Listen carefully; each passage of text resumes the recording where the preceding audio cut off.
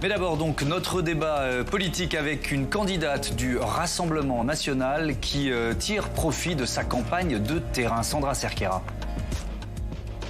Partie avant tout le monde en campagne, entre visites de marché et meetings modestes, Marine Le Pen a joué la carte de la proximité. Ma campagne à moi, je l'ai fait de manière sérieuse. Je suis allée sur le terrain depuis plus de 6 mois maintenant.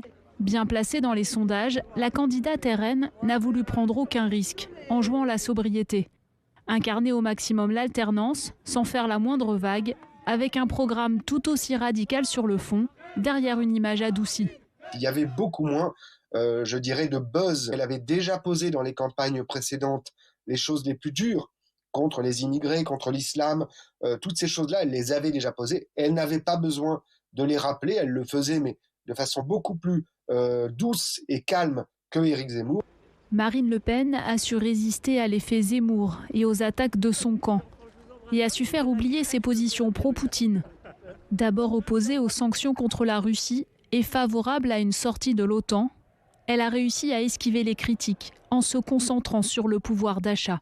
Elle va par exemple proposer de faire baisser les taxes sur le pétrole, sur le gaz, pour que les Français payent moins cher leur pétrole et leur gaz. C'est une mesure qui, d'une certaine façon, n'aura qu'un temps, qu'elle fait des réponses très court-termistes, mais qui, dans une campagne électorale, peuvent laisser penser à un certain nombre de personnes qu'elle est de leur côté, du côté des plus faibles, du côté de ceux qui n'ont pas trop de moyens, contrairement à l'électorat d'Emmanuel Macron ou d'Éric Zemmour. Dans un éventuel second tour, Marine Le Pen est mesurée entre 45 et 47% des intentions de vote selon les instituts. Un niveau record. Elle pourrait bénéficier de reports de voix des électorats LR, Zemmour, voire Mélenchon, et d'un front républicain moins efficace qu'en 2017. Et comme tous les soirs cette semaine dans ce Sens Public, notre premier débat est donc consacré à l'élection présidentielle, aux dynamiques de campagne. Et je vous présente mes invités ce soir. Joséphine Staron, bonsoir. Bonsoir. Bienvenue, vous êtes directrice des études des relations internationales du Cercle de réflexion Sinopia, auteur de Europe, la solidarité contre le naufrage aux éditions Sinopia. Justement, Benjamin Morel, bonsoir. Bonsoir. Bienvenue, maître de conférence en droit public à l'université Paris 2 Panthéon-Assas. J'accueille également Jérémy Pelletier, bonsoir. Bonsoir. Vous êtes directeur des études à la Fondation Jean Jaurès qui vient de publier ce rapport consacré à Marine Le Pen, le dossier Le Pen, idéologie, image, électorat. J'accueille Laetitia Krupa. Bonsoir Laetitia, heureux de vous retrouver, bienvenue. Vous êtes éditorialiste politique à mes côtés tous les mardis et tous les jeudis dans cette émission. Jérémy Pelletier, je m'appuie sur le rapport que la Fondation Jean Jaurès vient de publier pour démarrer ce débat avec vous, puisqu'on est dans la foulée du reportage qu'on vient de voir sur la dynamique Marine Le Pen. Comment vous analysez cette dynamique? On parlait d'une campagne de terrain, finalement une campagne, j'allais dire à bas bruit, mais en tout cas pas forcément surmédiatisée. Est-ce que c'est un élément à prendre en compte ? Ouais, c'est un élément à prendre en compte. Il y a un élément qui est très intéressant, c'est notamment la présence, par exemple, sur les réseaux sociaux des différentes communautés des candidats. Quand vous analysez effectivement ce qui s'est passé, par exemple, au mois de février ou au mois de mars, vous voyez qu'il y a une surreprésentation d'un certain nombre de communautés, et notamment, par exemple, la communauté Éric Zemmour. Et donc, effectivement, on a eu le sentiment d'avoir une surreprésentation à un moment donné d'Éric Zemmour, que c'est lui, effectivement, qui a structuré aussi une partie de la campagne. Mais Marine Le Pen est très peu présente et la communauté effectivement de Marine Le Pen par exemple est très peu présente sur les réseaux sociaux. Et elle l'a dit, elle a fait effectivement une campagne de terrain, une campagne à bas bruit. Elle a effectivement esquivé finalement les coups, elle a esquivé les polémiques et c'est très bien sorti effectivement de la séquence quand même Poutine où elle aurait dû normalement entre guillemets être victime au même titre qu'Éric Zemmour a été victime du conflit ukrainien. Marine Le Pen a réussi effectivement à esquiver ça en faisant une campagne effectivement à hauteur d'homme, je dirais, et avec des sujets effectivement de préoccupations qui font partie des figures imposées de cette campagne présidentielle, à savoir le pouvoir d'achat. Et ce qui est très intéressant quand vous regardez l'évolution de Marine Le Pen, c'est notamment son évolution en termes d'image entre 2017 et aujourd'hui. Elle suscite toujours le même niveau d'inquiétude par rapport à ce qu'on notait en 2017, mais à peu près au même niveau d'ailleurs que les autres candidats. Donc ça, c'est très intéressant. Par contre, elle a une stature présidentielle, en tout cas que lui confèrent les Français, qui est plus importante que ce qu'ils pensaient de Marine Le Pen. Ça, c'est l'effet d'accumulation des campagnes, quoi. C'est sa troisième campagne présidentielle. présidentielle? Oui, absolument. Accumulation, sentiment effectivement que finalement elle fait maintenant partie du jeu. Et il y a un élément sur lequel elle est en tête parmi l'ensemble des candidats, c'est le sentiment que les gens ont qu'elle est finalement proche de leurs préoccupations, qu'elle comprend bien leurs préoccupations. Et là, sur cet item-là, sur cet élément-là, c'est la candidate effectivement qui arrive en tête par rapport à l'ensemble des autres candidats. On reviendra sur ces différents arguments qui sont très intéressants et qui posent vraiment cette première partie du débat. Je vous propose le dernier sondage, dernier baromètre de notre partenaire des soirées présidentielles sur Public Sénat et LCP, Ipsos. On a cherché à faire le cumul des candidats d'extrême droite. On a une Marine Le Pen, ça c'est le tout dernier, sondage du jour, à 20,5, Éric Zemmour à 10, Nicolas Dupont-Aignan à 2,5. Bon, ça fait 33%, ça fait un tiers des Français, des électeurs français, en tout cas en intention de vote. Joséphine Staron, est-ce que ça veut dire que l'extrême droite a gagné la bataille des idées finalement dans cette campagne et peut-être depuis plusieurs années? Je ne sais pas si on peut dire qu'elle a gagné la bataille des idées. En tout cas, elle a une longueur d'avance sur les autres candidats, sur les autres courants d'idées qui, aux yeux de certains, n'ont pas su prendre en considération les bonnes préoccupations des citoyens. On a Emmanuel Macron qui, même s'il n'a pas fait campagne jusqu'au dernier moment, a quand même axé les 3 ou 4 derniers mois sur sa politique européenne, sur sa politique internationale. Et on sait que ce n'est pas une des préoccupations majeures des Français. Et à côté, on a Marine Le Pen qui a tout misé sur le pouvoir d'achat, alors qu'on sait que c'est non seulement la préoccupation première aujourd'hui des Français, mais aussi un véritable enjeu du fait de la guerre en Ukraine notamment, qui va complexifier cette problématique, qui va augmenter les prix de certaines matières premières et de certains produits de première nécessité. Donc c'est, j'ai envie de dire, bien joué de la part de Marine Le Pen à ce niveau-là, mais c'est aussi une manière de s'adresser aux réelles préoccupations des Français que les autres candidats auraient peut-être pu également prendre davantage en considération pour monter aussi dans les intentions de vote. Benjamin Morel, là on a cumulé, mais évidemment c'est trop simple. Forcément, les électeurs d'Éric Zemmour vont pas forcément... Je n'aurais pas osé vous le dire. Oui, non, évidemment.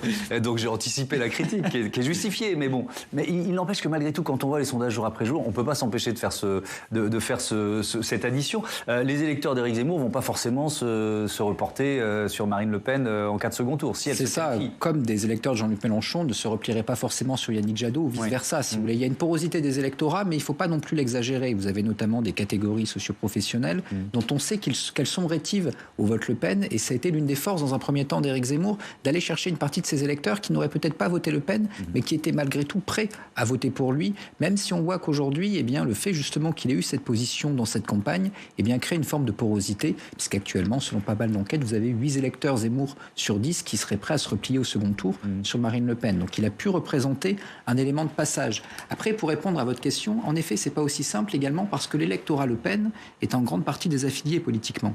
Par rapport au discours d'Éric Zemmour, qui est un discours d'union des droites, réactivation de l'identité de la droite, l'électorat Le Pen ne se sent pas forcément de droite. Aujourd'hui, en réalité, vous avez une minorité de l'électorat qui se sont réellement affiliés politiquement.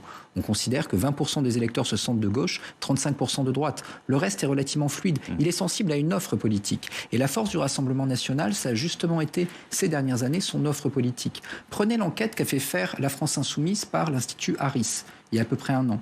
La France Insoumise demande à l'Institut Harris de sonder la plupart de ses grandes propositions sur les sujets économiques et sociaux.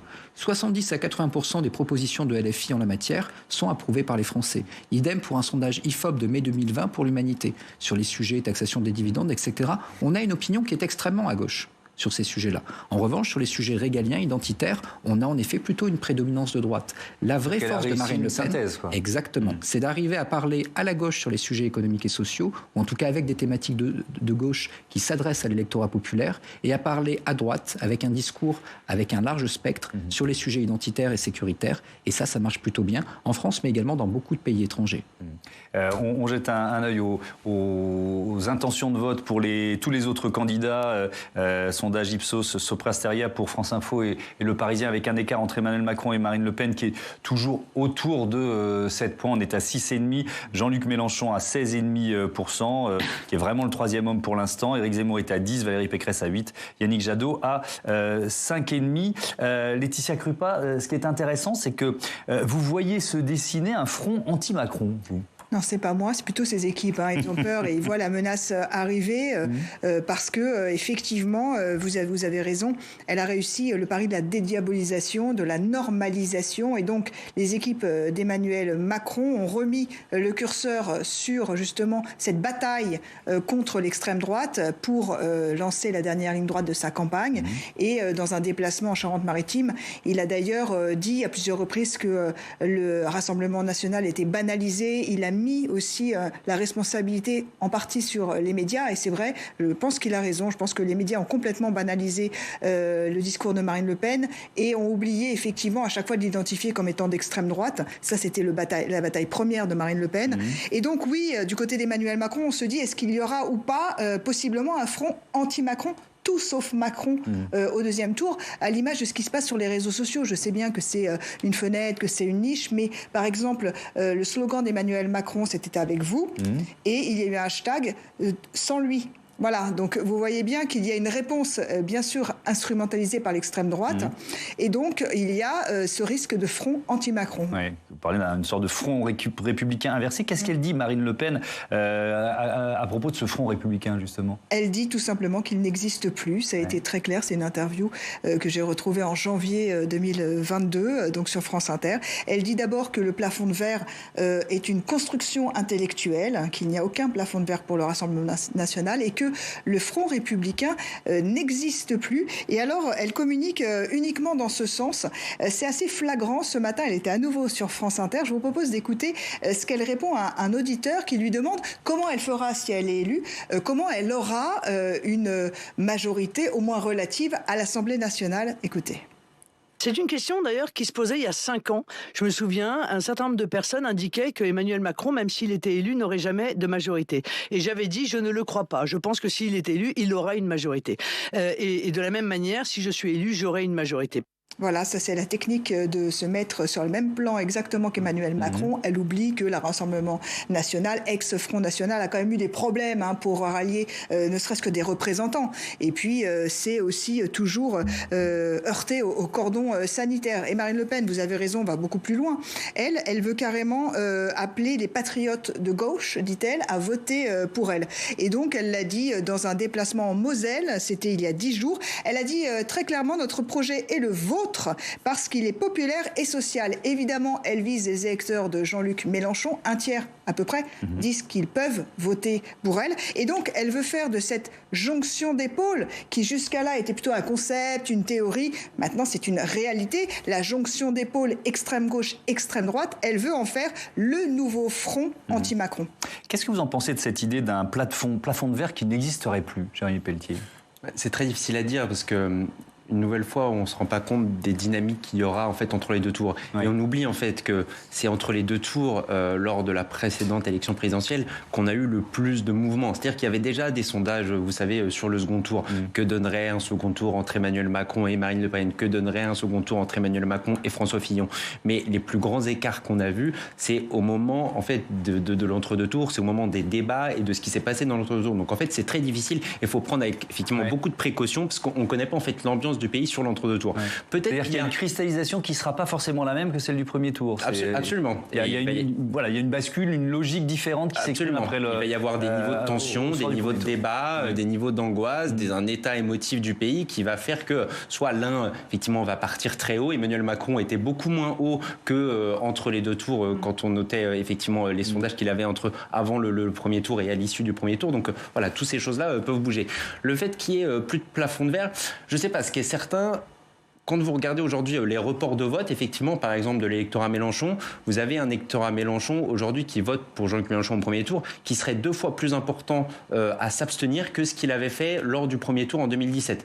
En gros, vous aviez en 2017 les électeurs de Mélenchon qui avaient voté pour Emmanuel Macron au second tour à 52%. Aujourd'hui, c'est un peu plus de 20%. Laetitia Kruppal l'a dit, vous avez à peu près la même chose, un peu plus de 20% des électeurs du premier tour de Jean-Luc Mélenchon qui voteraient pour Marine Le Le Pen, ce qui est un vrai élément. J'ai lu 31%. C'est entre 25 et 30%. Mais par contre, vous avez 48% de ces électorats-là qui s'abstiendraient. C'était divisé par 2 lors du second tour de 2017. Donc le vrai enjeu, je crois, du second tour de cette élection présidentielle, c'est le taux d'abstention qui va considérablement augmenter par rapport à ce qu'on notait effectivement au second tour de 2017. Et ça peut avoir un impact, à commencer pour Marine Le Pen, parce qu'on sait très bien que c'est elle qui est la première impactée avec Jean-Luc Mélenchon sur l'abstention, parce que c'est d'abord avant tout les catégories populaires. Mais Joséphine Saron, c'est quand même une campagne, on vit une campagne qui est très atypique. On se disait ça en coulisses avant que l'émission ne démarre, et, ne serait-ce que par le contexte international, le fait que le président sortant soit rentré en campagne ultra tardivement. Bon, on va débattre après de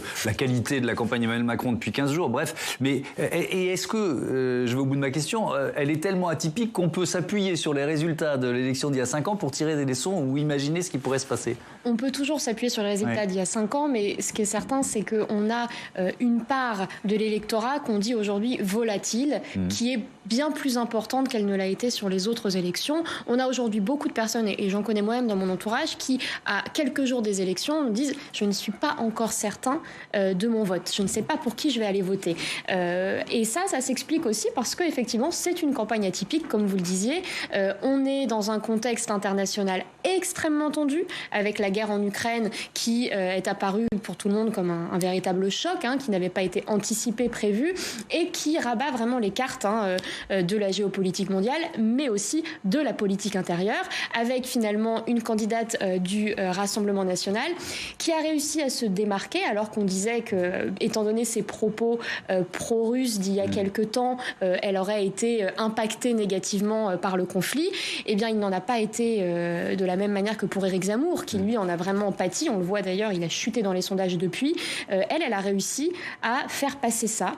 Elle a réussi à dépasser ce conflit et à rester dans la course malgré tous les pronostics. Donc effectivement, on ne peut pas tout à fait analyser cette présidentielle avec les mêmes grilles de lecture qu'en 2017. Mais pour revenir sur ce qui a été dit sur le deuxième tour, ce qui va aussi être déterminant, c'est les attitudes des autres candidats. Dimanche soir, ceux qui ne seront pas au second tour, ils vont être face à 3 options. La première, c'est de dire de ne pas donner d'intention de vote, de consigne de vote du tout. La deuxième, ce sera de dire moi, mon âme et conscience, voilà mon vote, mais je n'appelle pas à voter. Et puis la troisième, eh bien, c'est la plus classique, c'est de dire j'appelle à voter pour tel ou tel candidat, Emmanuel Macron ou Marine Le Pen. Et là, eh bien, on verra s'il y a plafond de verre et s'il y a Front républicain ou non. Ouais. Et c'est ce qui va rendre la soirée électorale dimanche particulièrement passionnante. D'ailleurs, ça tombe bien parce qu'on vous propose une soirée électorale à partir de 19h30 jusqu'à minuit avec Brigitte Boucher à la coprésentation sur Public Sénat et sur LCP. On compte évidemment sur vous. Il y aura des experts, il y aura des politiques et on va analyser et suivre en direct les réactions des uns et des autres. Alors, on va parler maintenant de la campagne d'Emmanuel Macron. Steve Jourdain, vous pouvez nous rejoindre pour évoquer... Bonsoir Steve, bienvenue, heureux de vous retrouver. Pour évoquer l'aile gauche de la Macronie, Emmanuel Macron, qui peut compter sur de nouveaux renforts côté socialiste. Il espère en tout cas pouvoir compter sur eux. D'anciens socialistes, François Rebsamen qui vient de franchir le Rubicon. François Rebsamen, c'est une figure historique du Parti socialiste, ancien ministre du Travail sous François Hollande, actuel maire de Dijon. Ça fait plusieurs mois, plusieurs longs mois qu'on attendait ce ralliement officiel de François Rebsamen. C'est désormais chose faite. Dimanche, nos confrères du Parisien annonçaient la création d'un nouveau parti. Son nom, la Fédération progressiste, un nouveau parti créé pour peser dans une éventuelle nouvelle majorité d'Emmanuel Macron à quelques jours du premier tour. C'est évidemment pas du tout innocent. François Rebsamen appelle évidemment à voter Macron ce dimanche. Oui, est-ce qu'on a une idée de celles et ceux qui vont rejoindre ce nouveau parti? Tous les déçus du Parti socialiste. C'est en tout cas évidemment ce qu'espère François Rebsamen. Regardez comme le parti, comme ce nouveau parti se présente. De gauche, universaliste, pro-européen, réformateur. Beaucoup de termes extrêmement génériques. En fait, c'est une critique en règle de la ligne du Parti socialiste, pas du socialisme, parce que François Rebsamen refuse de rejeter le socialisme en tant que tel. Il se définit toujours comme un socialiste, mais il nous dit la chose suivante. Devant la gravité de la période, la dangereuse montée de l'extrême droite, il est temps d'offrir aux Français une véritable alternative social-démocrate, car les prochaines années seront décisives pour la France. Fin de citation. Parmi les personnalités qui ont rejoint d'ores et déjà le nouveau parti, on peut citer Juliette Méadel, l'ancienne secrétaire d'État, ou encore Olivier Klein, le maire de Clichy-sous-Bois et aussi le maire de Dunkerque. Mais alors Steve, ça fait quand même beaucoup de satellites autour d'Emmanuel Macron. Oui, la planète Macron, c'est au total 8 partis. 8 partis de la majorité. À gauche, il y a désormais Territoire de Progrès, le parti présidé par le ministre du Budget, Olivier Dussopt. Il y a aussi En Commun. En Commun, c'est le parti qui met en avant l'écologie et dans lequel on retrouve notamment la ministre Barbara Pompili, ministre de la Transition écologique. Et puis enfin, donc, le dernier venu, la Fédération progressiste de François Rebsamen.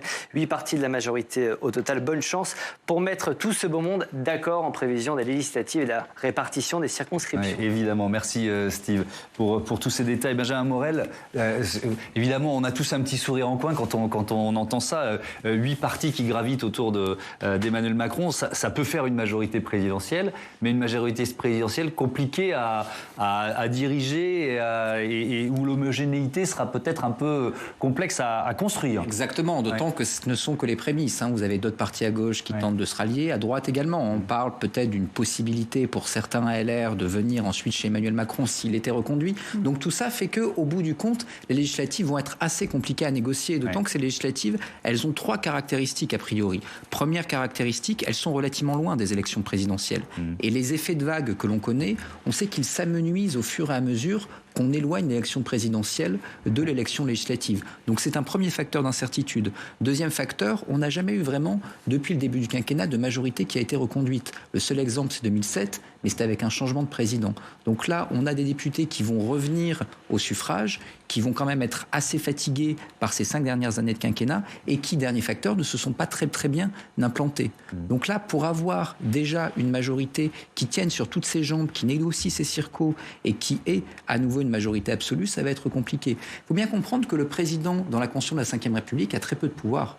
Il a du pouvoir parce qu'il tient une majorité parlementaire. Comment fonctionnent nos institutions? Celui qui tient l'Élysée tient le Palais Bourbon, celui qui tient le Palais Bourbon tient Matignon. C'est ce qu'on appelle le bloc majoritaire. Si jamais le lien devient distendu entre l'Élysée et le Palais Bourbon, ça arrivait à quelques moments dans notre histoire de la Ve, eh bien vous avez une fragilité qui s'installe. C'est ce qui est arrivé à François Hollande notamment. C'est ce qui est arrivé à François Hollande, mais qui a quand même conservé une majorité absolue. Le grand exemple historique, c'est plutôt le gouvernement Rocard, qui n'avait pas de majorité absolue et qui gouvernait à coup de 49 alinéa 3, ce qui n'est plus possible aujourd'hui parce qu'on a modifié la Constitution. Donc on pourrait avoir un gouvernement qui, grosso modo, soit un gouvernement minoritaire, soit un gouvernement qui se base sur des coalitions à géométrie variable entre des alliés qui sont d'accord sur Emmanuel Macron sous la menace d'une scission ou d'un départ d'un des 8 partis. Quoi, si je veux être très trivial, qui mettrait Emmanuel Macron, en effet, dans les mains de François Bayrou, d'Édouard Philippe, en fait, tous les caciques de la majorité qui, tout d'un coup, pourraient marchander leur programme. Donc là, on change profondément de République si ça doit arriver, d'où la difficulté pour La République En Marche d'aborder avant même d'avoir remporté les présidentielles. On parlait de Marine Le Pen, et c'est loin encore d'être fait. Il y a encore des vrais facteurs d'incertitude, mais quand bien même ce soit le cas, il n'est pas certain que la présidence impériale qu'on ait connue, jupitérienne, qu'on ait connue pendant 5 ans, puisse encore se reproduire pendant 5 autres. On est vraiment, on l'a vu avec le dernier sondage, dans cette émission, on prend toujours les tendances, les dynamiques, on ne regarde pas au jour le jour. Là, il y a quand même clairement un trio qui se détache. Jérémy Pelletier, est-ce que vous croyez encore à une inversion de l'ordre d'arrivée dans ce trio? Est-ce que ça vous semble possible si on analyse les dynamiques? Je crois que c'est pas impossible. En tout cas, si on analyse les dynamiques aujourd'hui, vous voyez que potentiellement, s'il reste une semaine ou s'il restait une semaine ou 2 semaines de campagne, ça serait absolument pas surprenant de voir Marine Le Pen finalement arriver devant Emmanuel Macron au premier tour de la présidentielle. Je pense que c'est un peu court maintenant et que effectivement, il manque 2 semaines de campagne. Parce que les courbes sont en train de se croiser. Les courbes sont en train de se croiser au même titre qu'on voit bien qu'il y a une dynamique autour de Jean-Luc Mélenchon qui s'est structurée maintenant depuis à peu près 3 semaines, 1 mois. Pareil, la question c'est est-ce qu'il va lui manquer 1 semaine, 2 semaines pour arriver effectivement à atteindre ce second tour qui a finalement un seuil qui est relativement bas pour accéder aujourd'hui au second tour de la présidentielle. Il peut toujours se passer des choses, il y a toujours un facteur de surprise, il y a un élément effectivement qui est très difficilement saisissable aujourd'hui, c'est le potentiel de participation. Aujourd'hui, on part du principe que vous avez à peu près 70% effectivement de participation, 30% d'abstention, ce qui ferait de notre premier tour de l'élection présidentielle un record. Le dernier record, c'était premier tour de l'élection présidentielle en 2002 avec 28%. Et parmi l'ensemble des gens qui disent aujourd'hui aller voter, donc c'est 70%, vous avez entre 25 et 30% qui disent je ne sais pas encore pour qui je vais aller voter. Et donc effectivement, il y a encore un facteur d'incertitude qui fait qu'il reste un certain nombre d'interrogations. Et ça dit beaucoup aussi, le score que vont faire les deux premiers, effectivement, qui vont accéder au second tour, dit beaucoup de la dynamique ensuite qu'ils vont avoir pour réussir à récupérer des soutiens, pour récupérer des ralliements. Et donc c'est très important de faire le meilleur score possible parce que c'est ça qui va vous mettre dans une dynamique, dans un entre-deux tours qui va être très chaud, je pense. Mais je sais que vous le rappelez tout le temps ici, Thomas, mais quand même, ce ne sont que des projections, ces chiffres de l'abstention, et ça peut tout changer. Honnêtement, si les abstentionnistes décident, on ne sait pas ce que nous réserve l'actualité. Vous savez bien aussi que les derniers faits d'actualité, on le voit avec la mort du jeune homme là, qui est instrumentalisé depuis 24 heures par Éric Zemmour, bien sûr, mais récupéré par tout le monde. On voit qu'un fait d'actualité peut faire basculer et donner envie aux abstentionnistes d'aller aux urnes. S'ils vont aux urnes, là, pour qui voteront-ils ? Il me semble que les extrêmes sont quand même plutôt les favoris des abstentionnistes. Oui ou non, Jérémy? Oui, tout à fait. C'est-à-dire que pensez aux départementales et aux régionales. On a beaucoup dit, les sondeurs se sont trompés. En fait, ils se sont trompés pas sur le niveau des candidats, mais sur le taux d'abstention. Pourquoi ? Parce que l'abstention, elle n'est pas uniformément répartie. Vous avez deux candidats qui sont principalement sujets à l'abstention. C'est Jean-Luc Mélenchon et Marine Le Pen. D'ailleurs, si on voit aujourd'hui une dynamique pour eux, c'est justement parce que vous avez un taux d'abstention qui apparaît moins élevé qu'il y a quelques mois. Et donc, à partir de là, ils ont des renforts dans l'abstention. Si demain on a plus d'abstention qu'escompté, ça veut dire qu'on a deux candidats qui, structurellement, devraient baisser. Et là, pour le coup, pour l'inversion des courbes entre Jean-Luc Mélenchon et Marine Le Pen, c'est également compliqué parce que pour Jean-Luc Mélenchon, c'est les mêmes mécaniques pour les deux. Exactement. L'une de ses ressources pour doubler Marine Le Pen, c'est d'aller chercher l'électorat dans l'abstention. Ouais. Or, mécaniquement, du coup, ça peut faire monter les deux, même si c'est pas tout à fait le même électorat abstentionniste. Mais vous voyez que ça change fondamentalement la donne. Parce que de l'autre côté, si on prend les électorats Pécresse et Zemmour, eux sont faiblement abstentionnistes. L'électorat Pécresse, pour faire simple, c'est un électorat CSP+, plutôt âgé. Il ira voter quoi qu'il arrive. L'électorat Zemmour est un électorat ultra politisé, donc il ira voter quoi qu'il arrive. Macron, c'est pareil. Et l'électorat Macron en grande partie. Donc à partir de là, si vous voulez, on peut avoir encore des facteurs de surprise extrêmement importants. C'est lié au taux de participation et de facto, quand on regarde les anciennes enquêtes d'opinion, on voit que c'est ce que les sondeurs aujourd'hui ont la plus de difficultés à évaluer. On rappelle juste qu'aux États-Unis, Donald Trump avait gagné parce qu'il avait réussi à faire venir aux urnes les abstentionnistes. Et ça, les instituts de sondage ne l'avaient pas vu non plus. Donc on n'en sait rien. Peut-être qu'il y aura un rebond, un sursaut de la participation dimanche. Ouais. J'ai une question confort pour mes invités. Est-ce que vous avez froid ? Un peu. Bon, alors on va couper la clim. Voilà. En général, j'essaye de profiter d'un extrait, d'un sujet pour le faire. Mais on va couper la clim parce que je pense que tout le monde va finir frigorifié. Merci beaucoup. Question sérieuse cette fois-ci, Joséphine Staron. Est-ce que vous diriez que le premier tour de cette élection est plus dangereux pour Emmanuel Macron que le second ? Je ne sais pas s'il est plus dangereux. En tout cas, ce qui est certain, c'est qu'Emmanuel Macron est parti avec un degré de confiance sur sa victoire un peu trop élevé au regard de ce qu'on voit aujourd'hui. Il avait fait un pari qui pourrait effectivement être gagnant encore aujourd'hui. Ce pari, c'est celui de dire je pars le plus tard possible, je m'exprime le moins possible, et puis étant donné le contexte international de toute manière, j'ai de plus en plus de chances d'être au second tour, puis d'être élu. Oui. Il a sans doute perdu 15 jours quand même par rapport à son timing initial, le déclenchement de la guerre en Ukraine, la forcer à retarder encore. Il est un peu pris à son propre piège aussi avec l'enjeu des temps de parole qui le mettent en difficulté et qui finalement l'empêche aussi de dérouler tout son programme, mais pas uniquement.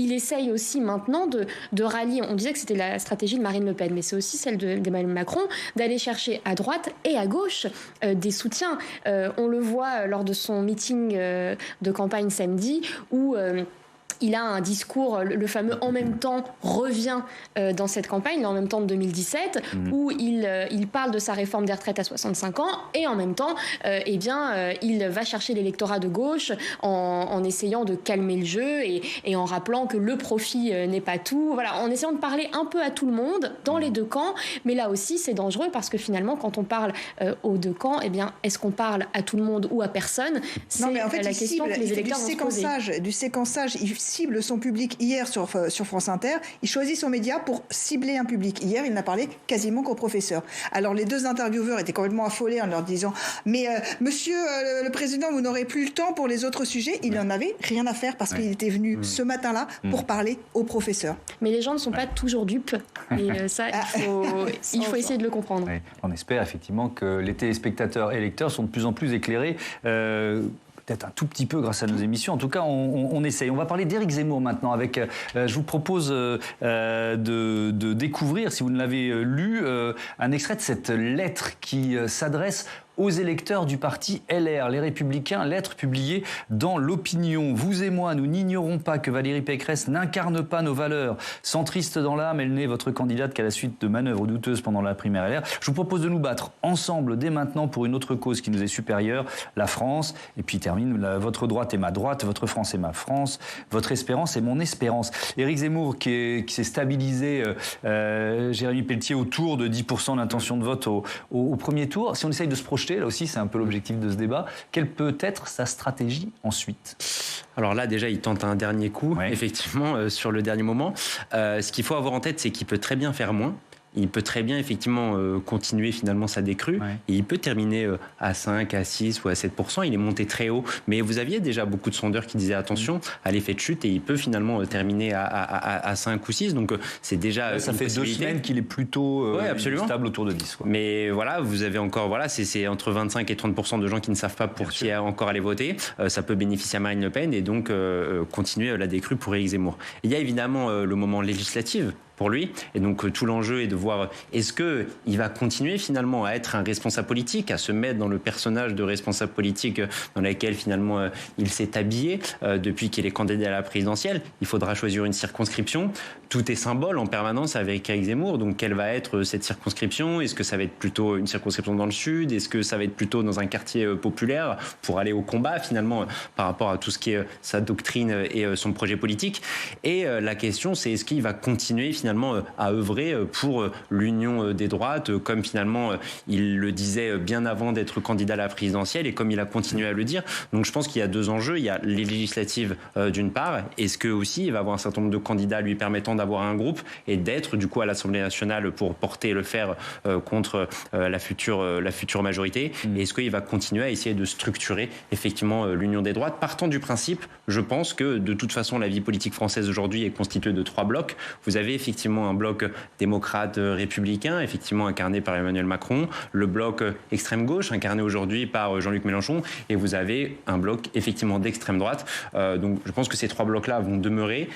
Il en fera sans doute partie s'il va en faire partie. Sauf que dans le petit club qu'a créé Éric Zemmour, il y a quand même Marion Maréchal. Donc ils sont quand même ultra concurrents. Et pourquoi Éric Zemmour prendrait le leadership de ce groupe constitué avec le nom Union des droites plutôt que Marion Maréchal ? C'est compliqué. Hein. Il me semble qu'il y aura une bataille peut-être fratricide à l'intérieur de ce club. Ce qui est sûr, Benjamin Morel, c'est que même s'il baisse un peu, on verra bien évidemment. Heureusement, cette élection n'est pas écrite. Ça restera quand même la nouveauté de la campagne et on peut imaginer qu'il s'installe pour un certain temps dans notre paysage politique. Et il y a un héritage qui est important, qui est tout bêtement un nombre de militants qui ont été recrutés relativement rapidement et derrière une somme financière. Enfin, c'est aujourd'hui l'une des grandes mannes financières avec La République En Marche dans le paysage politique. Les partis sont endettés, les partis sont malades de leur financement, sauf ces 2 formations. Et donc là, en effet, l'argent étant le nerf de la guerre, ça peut permettre demain de faire des campagnes, de financer des campagnes, etc. Donc c'est extrêmement important. Après, je rejoins ce qui a été dit. Ce champ, il va quand même être très concurrentiel. Si Marine Le Pen impose à Emmanuel Macron un 48-52, un 49-51 ou même en 45-55, même si aujourd'hui elle dit vouloir partir, ça va être compliqué de s'en débarrasser parce qu'en réalité, le logiciel de Marine Le Pen est, on l'évoquait tout à l'heure, beaucoup plus porteur. Éric Zemmour parle à l'identité de droite. Cette identité de droite, elle est assez marginale dans le pays au fond.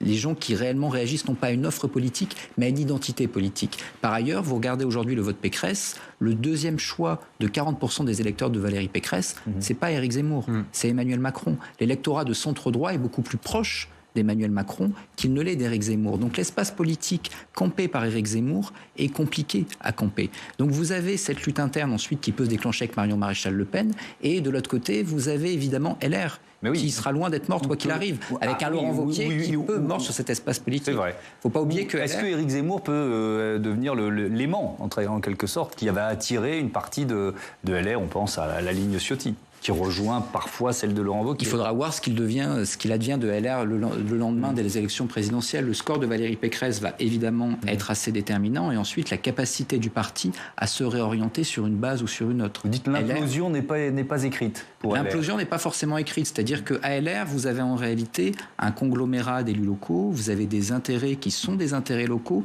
qui font que ce parti a quand même plutôt intérêt à tenir. Il est assez facile, quand vous êtes un élu local, quand vous êtes un président de région, etc., d'être dans une opposition relativement molle au chef de l'État. Il vaut mieux éviter de vous ranger sous son panache blanc. Il vaut mieux justement être dans cette position un peu d'entre-deux, ce qui permet à des structures comme LR, demain, de pouvoir tenir, et bien reprise en main, de recamper cet espace politique. Donc la guerre des droites, le soir des élections présidentielles et même des élections législatives, ne fera que commencer.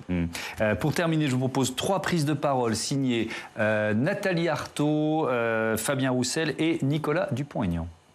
Il y a 12 millions d'indécis. Donc je demande aux Français de ne pas se polariser sur les sondages, de voter en fonction de leurs convictions. Donc je dis aux Français, arrêtez de vous laisser influencer, prenez votre destin en main. Cette élection a été manipulée de A à Z. Pour autant, le 10 avril, vous avez un bulletin de vote. Soit vous l'utilisez, et vous pouvez tout bouleverser, soit vous restez chez vous à râler, et vous râlerez pendant 5 ans. Ma candidature est un appel à la conscience et à la mobilisation. Je ne me présente pas pour dire qu'au pouvoir je ferai mieux que Macron. Je me présente pour dire que les travailleurs doivent viser le renversement de la grande bourgeoisie et de son État. Ils doivent viser l'instauration de leur propre pouvoir, pas seulement pour assurer la retraite à 60 ans ou un meilleur salaire, mais pour changer toute la société. Il n'y a pas de citoyen inutile, il n'y a pas de vote inutile. C'est terrible. Ça fait des années qu'on nous demande d'aller voter avec nos pieds, par défaut, avec une pince à linge sous le nez. Ça va. Heureusement que j'ai défendu pendant cette campagne des idées comme celles que vous venez d'évoquer, que je suis le seul à défendre à gauche. On a parlé de laïcité, de liberté d'expression, d'énergie, de pouvoir d'achat. Eh bien, votez pour vous, votez justement efficace, utile. Arrêtez de voter par défaut. Voilà, c'était, je pense que vous n'êtes pas dupe, un moment temps de parole, puisqu'on est dans l'égalité absolue des temps de parole. Mais quand même, on va terminer ce débat autour de Fabien Roussel. Je veux bien vous entendre, Jérémy Pelletier. S'il reste à ce niveau, on est on va dire, autour de 3%, entre 3 et 4, ça dépend des instituts. Est-ce qu'on pourra dire qu'il a réussi une bonne campagne présidentielle ? Il ne s'est pas passé beaucoup de choses dans cette campagne-là. C'est-à-dire que, d'ailleurs, c'est intéressant quand vous interrogez les gens dans les enquêtes d'opinion sur les raisons pour lesquelles il y a un plus faible taux d'intérêt dans cette campagne-là par rapport à ce qu'il y avait en 2017. Beaucoup vous disent, évidemment, le manque de suspense, c'est un élément important, mais ils vous disent beaucoup la répétition de choses. Ce sont les mêmes propositions, les mêmes programmes, les mêmes personnalités. Donc, il y a l'effet répétitif qui joue beaucoup sur le désintérêt. Fabien Roussel, c'est, avec Éric Zemmour, finalement, la seule originalité, l'une des seules originalités de cette campagne-là, avec un élément qui est que il a compris que la vie politique était désormais aussi une affaire de style, était finalement une affaire d'incarnation. Il faut être bon, il faut être capable effectivement de s'exprimer avec un langage franc-parler, en étant effectivement très populaire et en réutilisant des thèmes effectivement que la gauche avait un peu délaissés, à commencer par la laïcité, à commencer par la République. Ce qui est certain, c'est que je pense qu'il a redonné de la fierté aux militants du Parti communiste, il a redonné de la fierté aux gens qui avaient l'habitude de voter Parti communiste et qui avaient beaucoup de mal avec le fait que les candidats communistes étaient absents au profit de Jean-Luc Mélenchon depuis effectivement plusieurs présidentielles. Donc il a réussi sa campagne d'un point de vue acquisition de notoriété. C'est quelqu'un désormais qui est connu, qui a réussi à acquérir effectivement une notoriété importante. Maintenant, tout l'enjeu pour lui est de voir est-ce qu'il va être victime du vote utile à gauche pour Jean-Luc Mélenchon, auquel cas effectivement, vous l'avez dit, il est entre 3 et 4, il peut terminer à 1,5, 2, ou est-ce que il va réussir malgré tout aller par exemple à 5%, ce qui lui permettrait de rembourser les frais de sa campagne, ce qui est très important. Ce qui est évidemment important, on y revient à la question financière. Un mot de conclusion. Oui, un mot de conclusion, il a plutôt bien réussi sa campagne, et ce pour 3 raisons. La première raison, c'est, on évoquait tout à l'heure le logiciel politique qui aujourd'hui est assez idoine, très à gauche, en même temps sur les questions d'identité, de laïcité, on va dire sur une position assez républicaine classique. Il a réussi à l'incarner.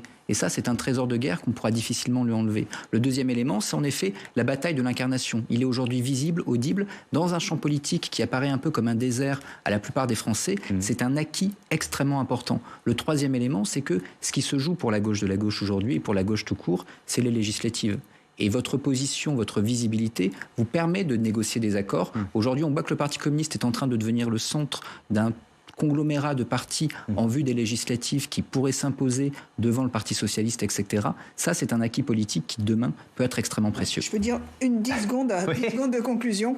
La réussite de Fabien Roussel, c'est grand échec de Jean-Luc Mélenchon, qui n'a pas voulu d'alliance, qui n'a pas réussi à faire l'alliance à gauche. Et donc, se présenter aujourd'hui comme le vote utile, efficace, alors qu'on n'a jamais dit gauche pendant toute la campagne, et qu'on n'a jamais tenté de rassembler son camp, c'est difficile. Ouais. Joséphine Staron, un mot de conclusion plus. Je vous écoutais, c'est vrai qu'à la fois on a un trio qui se détache, qui est le même qu'il y a 5 ans, et en même temps il reste de l'incertitude. Donc c'est deux tendances un peu contradictoires, vous voyez, dans l'opinion. Il reste de l'incertitude, et j'aimerais revenir sur ce qu'a dit Fabien Roussel. Il parle du vote utile.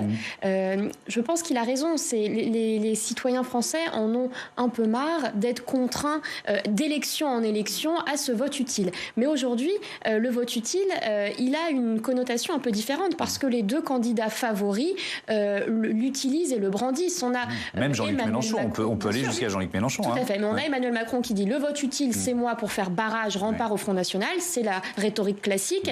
Et on a Marine Le Pen qui dit le vote utile anti-Macron, c'est moi et personne d'autre. Et Jean-Luc Mélenchon qui, lui, en s'adressant à la gauche, tient le même discours. Donc cette question du vote utile, eh bien malheureusement, elle reste centrale dans cette campagne. Merci beaucoup, merci à tous les trois. J'appelle le titre de votre livre, Joséphine Staron, Europe, la solidarité contre le naufrage. C'est publié aux éditions Sinopia. Et puis Jérémy Pelletier, il y a ce rapport de la Fondation Jean Jaurès consacré à Marine Le Pen, le dossier Le Pen, idéologie, image, électorat.